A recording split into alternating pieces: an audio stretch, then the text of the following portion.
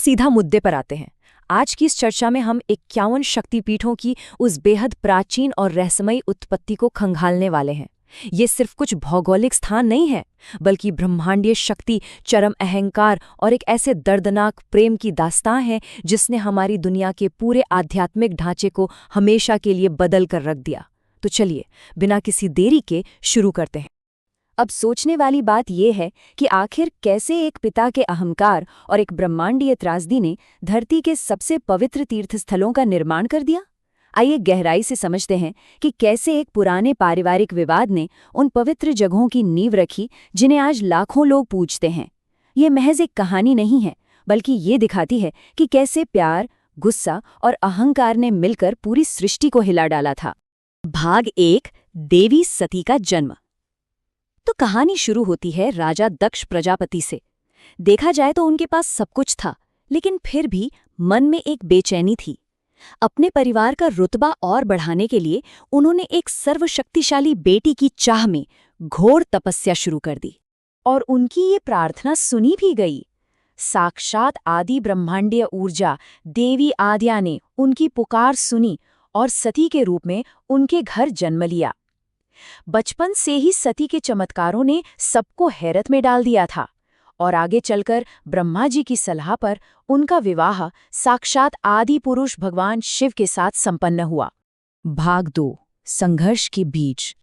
शादी के बाद सब कुछ एकदम सही लग रहा था, लेकिन आइए गौर करते हैं कि कैसे एक बहुत ही छोटी सी घटना ने एक भयंकर मनमुटाव का रूप ले लिया। असली विवाद यहाँ से शुरू होता है। ब्रह्मा जी की एक बहुत बड़ी सभा चल रही थी। जैसे ही दक्ष वहां पहुंचे, सभी देवता उनके सम्मान में खड़े हो गए। लेकिन भगवान शिव, वो तो मान अपमान से परी हैं। वो शांत और निष्पक्ष भाव से अपनी जगह पर बैठे रहे।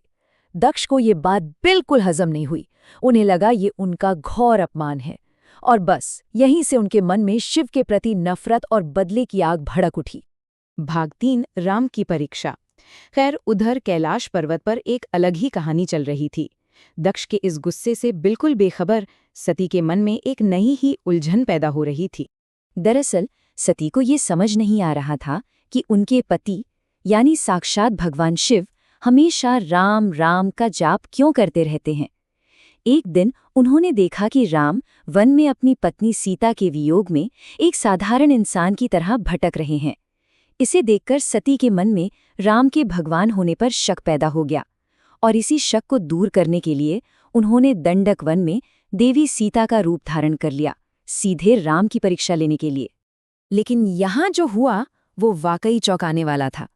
सीता का भेष होने के बावजूद भगवान राम ने सती को देखते ही तुरंत पहचान लिया। उन्होंने पूछा, माता, आप एकाकी यहाँ वन में कहाँ घूम रही हैं? बाबा विश्वनाथ कहाँ हैं? इस एक छोटे से पल ने सती को अंदर तक हिला दिया। उन्हें भारी अपराध बोध होने लगा कि उन्होंने बिना वजह राम की दिव्यता पर शक किया। और जब सती वापस कैलाश लौटी तो भगवान शिव को तो सब कुछ पता चल ही चुका था। चूंकि सती ने शिव की आराध्या देवी सीता का रूप लिया था, शिव ने भारी मन से एक बहुत बड़ा फैसला लिया। उन्होंने साफ कह दिया कि इस जन्म में अब वो पति पत्नी के रूप में नहीं रह सकते। ये वाकई एक बेहद भावुक और दुखद पल था, जिसके तुरंत बाद भगवान शिव सब कुछ त्याग कर एक बहुत ही गहरी समाधि में चले गए। अब जरा सोचिए, एक तरफ सती भारी पश्चाताप और दुख में डूबी हैं, और दूसरी तरफ शिव पूर्ण समाधि में है। ये दिव्य अलगाव आगे चलकर किस भयानक महाविनाश का कारण बनने वाला था। भाग 4, बिना बुलाए अतिथि। ये अलगाव हमें सीधा कनखल ले जाता है। वहां दक्ष ने एक बहुत ही विशाल महायज्ञ का आयोजन किया था, और हाँ, जानबूझकर अपनी बेटी सती और शिव को आमंत्रित नहीं किया। यहाँ से घटनाक्रम बहुत तेजी से बदलता है। आसमान देवताओं के विमानों से भर गया जो यज्ञ में शामिल होने जा रहे थे। सती ने जब ये देखा तो उन्होंने मायके जाने की जिद पकड़ ली। शिव ने उन्हें साफ समझाया कि बिना बुलाए जाना बिल्कुल सही नहीं है, लेकिन सती अपनी जिद पर अड़ी रहीं।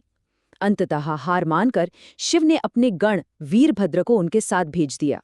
लेकिन यज्ञ में पहुंचते ही सती का भयानक अपमान हुआ। दक्ष का घमंड इतना ज्यादा था कि वो शिव को सिर्फ एक भस्म लपेटने वाले श्मशानवासी के रूप में देख रहा था। वो ये भूल ही गया था कि शिव कोई आम तपस्वी नहीं, बल्कि पूरे ब्रह्मांड के आदि और निष्पक्ष स्वामी हैं।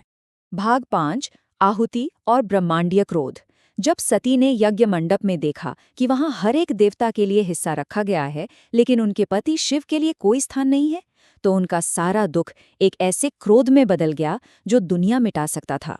उन्होंने वहां चुपचाप बैठे देवताओं और अपने पिता के घमंड को खूब धिक्कारा। उन्होंने साफ कह दिया, मेरे पिता ने मेरे स्वामी का अपमान किया है, मैं अब एक क्षण भी जीवित रहना नहीं चाहती। सती ने घोषणा की कि जिस पत्नी को अपने पति के लिए ऐसे शब्द सुनने पड़े वो नर्क के समान है, और फिर पूरी दुनिया को साक्षी मानकर उन्होंने उसी धधकते यज्ञ कुंड में अपने प्राणों की आहुति दे दी। इसके बाद जो हुआ वो रोंगटे खड़े कर देने वाला था। यज्ञ मंडप में हाहाकार मच गया।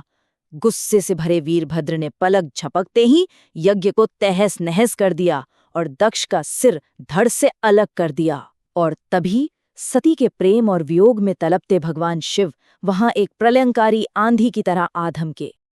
अपने अनंत और शांत स्वभाव को पूरी तरह भूलकर भगवान शिव सती के जले हुए शरीर को कंधे पर उठाए पूरे ब्रह्मांड में पागलों की तरह भटकने लगे। उनके इस भयानक शोक की वजह से पूरी सृष्टि ने जैसे ब्रेक लग गया। हवाएं रुक गईं, पानी ठहर गया, यहां तक कि देवताओं की सांसें भी अटक गई। हर कोई बस रक्षा की पुकार करने लगा। भाग 6 शक्तिपीठों की विरासत। जब पूरी दुनिया बस खत्म ही होने वाली थी, तब संतुलन वापस लाने और सृष्टि को बचाने का जिम्मा लिया भगवान विष्णु ने। भगवान शिव को इस गहरे सदमे से बाहर निकालने के लिए भगवान विष्णु ने अपने सुदर्शन चक्र से देवी सती के शरीर को ठीक 51 हिस्सों में विभाजित कर दिया। ये 51 हिस्से पृथ्वी पर जहां जहां गिरे वो हर एक जगह एक परम पवित्र शक्तिपीठ बन गई, ऊर्जा और उपासना का एक असीम केंद्र। तो शिव और सती का ये अटूट प्रेम और बलिदान आज भी हमारी दुनिया में कैसे गूंजता है। आज भी ये 51 शक्तिपीठ लाखों लोगों की गहरी आस्था का केंद्र हैं। ये सिर्फ कोई पुरानी कथा नहीं है, बल्कि प्यार, त्याग और वैराग्य के संतुलन का एक जीता जागता सबूत है। इस चर्चा को हम इस विचार के साथ छोड़ते हैं कि क्या विनाश की इस भयंकर पीड़ा के बिना सृष्टि और शक्ति की इतनी गहरी पवित्रता कभी संभव हो पाती।